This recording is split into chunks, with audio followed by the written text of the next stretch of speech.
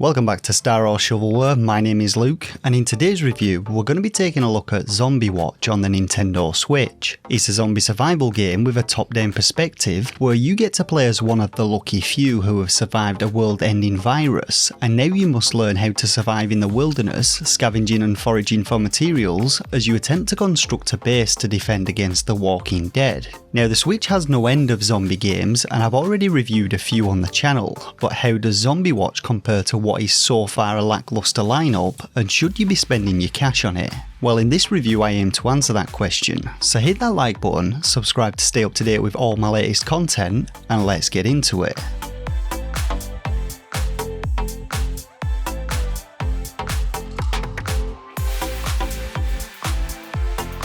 So story-wise, the game doesn't really have one, that is unless we read the eShop description, which informs us that we've woken up in a post-apocalyptic world overrun by bloodthirsty zombies. It then attempts to ratchet up the tension, telling us that the zombies can smell us from a distance and hear every footstep we take, and that basically we need to use our survival skills to, of all things, survive, ensuring that our basic human needs are tended to as we aim to build a self-sustaining base. Now beyond this, there's nothing else really in the way of storyline from what I could tell, and so let's just leave it at that and get straight into the gameplay.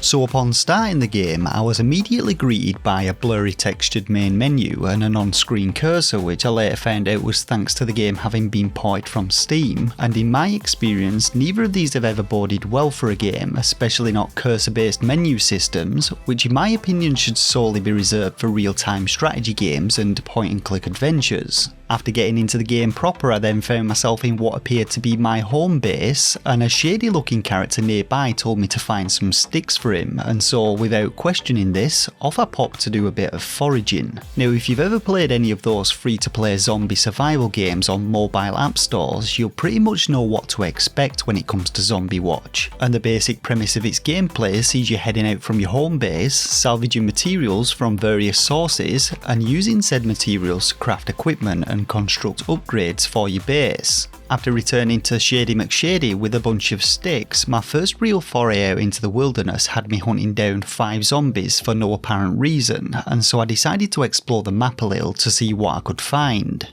Now you're able to gather sticks and hemp from plants, collect wildflowers and mine stones from rocks or chop down trees after crafting the appropriate tools, and amongst other things these generally form the basic building blocks of any item you're going to create in the game. Other useful items can be obtained from the zombies that you encounter, which appear to spawn at random in the wilderness, and their arrival is prompted by some traditional battle music,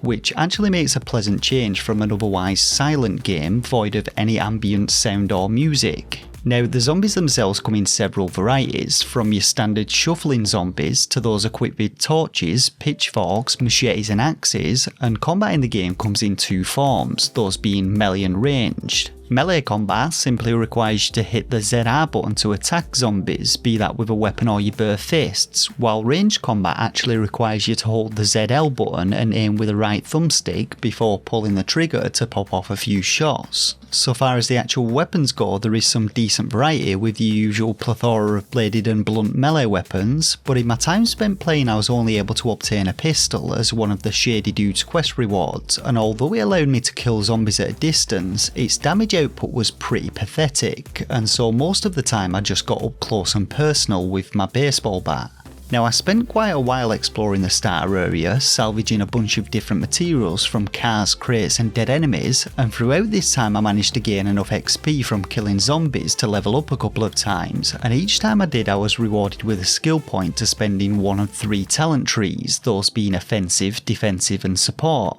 Now each of these offers their own benefits, such as more damage or health, defensive boosts, unlocking additional craftable items or special abilities, each of which has a cooldown, but in order to actually unlock items further down the trees, you first need to put enough points into the skills above them, which I assume means you need at least 5 or 10 level ups before you can move on to the second tier of skills. Now with the amount of XP rewarded by each zombie being rather meagre, this will undoubtedly take several hours to achieve, but if that kind of grind sounds like a good time to you, then you're in for a treat, as in order to craft a simple workbench you require 20 planks, some iron tools and a bunch of nails. In order to make nails you need a blacksmith, and in order to make a blacksmith you need to cut stones which require a stonemasons, and in order to make a stonemasons you need another 20 planks and 30 stone, which wouldn't be so bad, but planks require you to make 4 wood to make one of them, and trees provide 10 wood each, so that's 8 trees in total, which wouldn't be so bad, but your axe will break every 3.5 trees,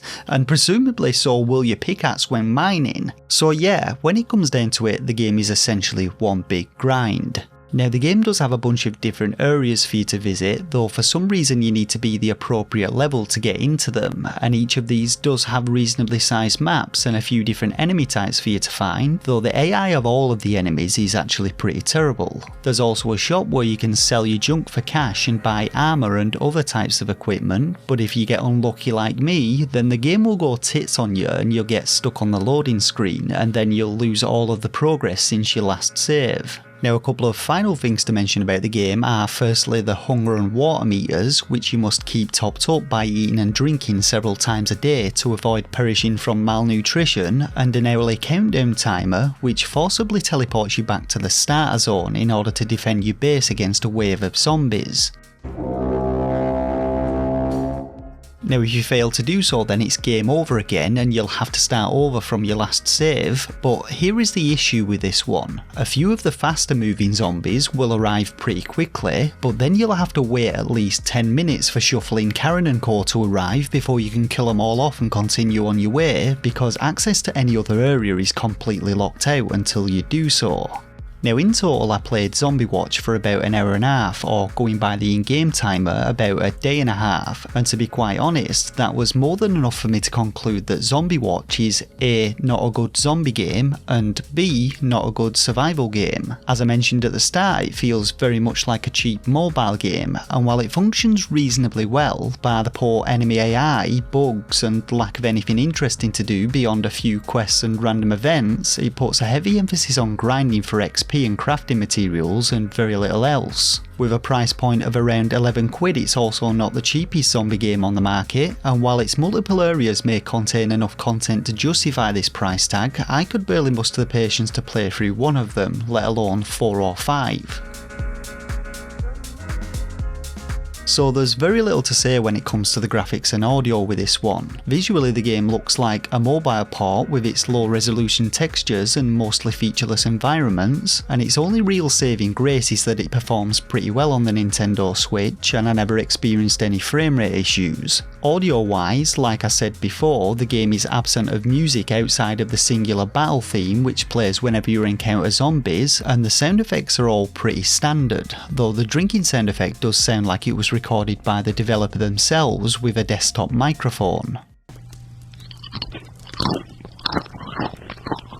When it comes to the game's performance, I was actually quite surprised that there weren't any frame rate problems on the Switch, but issues the game has quite a few, many of which I've already mentioned. Aside from the crash that happened after exiting the shop, I also had a bug occur after pressing the X button while highlighting any of the talents, and this made them vanish, meaning I couldn't actually level up and had to restart the game to fix the issue. All in all though, Zombie Watch just isn't a game that I can easily recommend. There are some poor design decisions which turn gameplay into a one-dimensional grind fest, and so for a rating, I'm going to be giving Zombie Watch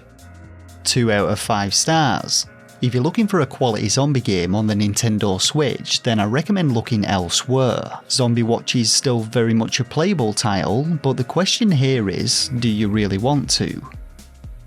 And so that about wraps up this review of Zombie Watch on the Nintendo Switch. Make sure to hit that like button if it helped you out, let me know your thoughts and opinions on the game in the comments section below, and don't forget to subscribe to the channel to stay up to date with all my latest content. For now though, I just want to thank you all once again for watching, and until next time, take care of yourselves and game on.